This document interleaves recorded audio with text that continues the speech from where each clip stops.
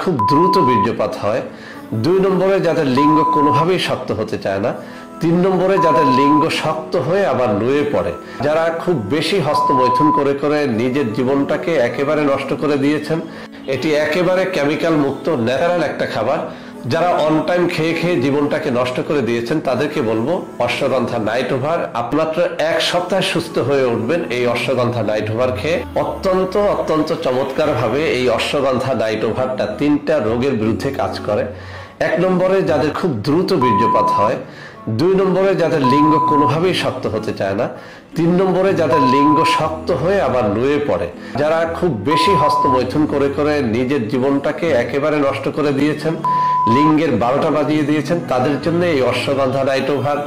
যারা নতুন বিয়ে করেছেন কিন্তু স্ত্রীকে টাইম মতো সহবাস করে দেখাতে পারেন না, অর্থাৎ বেশি টাইম নিয়ে সহবাস করে দেখাতে পারেন না, তাদের জন্য এই অশ্বগন্ধা নাইট ওভার।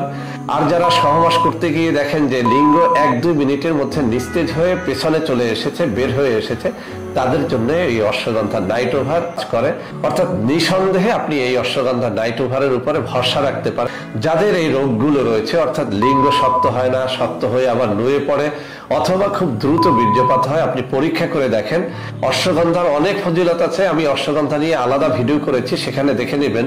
তবে নাইট ওভার অর্থ হচ্ছে আপনি রাত পার করে দেওয়ার সক্ষমতা অর্জন করতে পারবেন এই নাইট ওভার ক্যাপসুলটি খেলে। আমি আবারও বলছি, আমাদের অশ্বগন্ধা নাইট ওভার এটি একেবারে কেমিক্যাল মুক্ত ন্যাচারাল একটা খাবার। যারা অন টাইম খেয়ে খেয়ে জীবনটাকে নষ্ট করে দিয়েছেন তাদেরকে বলবো অশ্বগন্ধা নাইট ওভার। আপনি সুস্থ হয়ে উঠবেন এই অশ্বগন্ধা নাইট ওভার খেয়ে।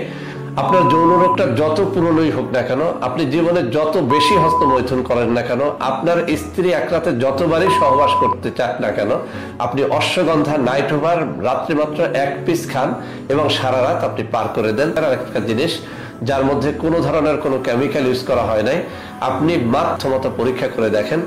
যদি আপনি দেখেন যে আমার কথা এবং কাজের মধ্যে মিল রয়েছে, তাহলেই আপনি দ্বিতীয় ফাইলটা গ্রহণ করবেন।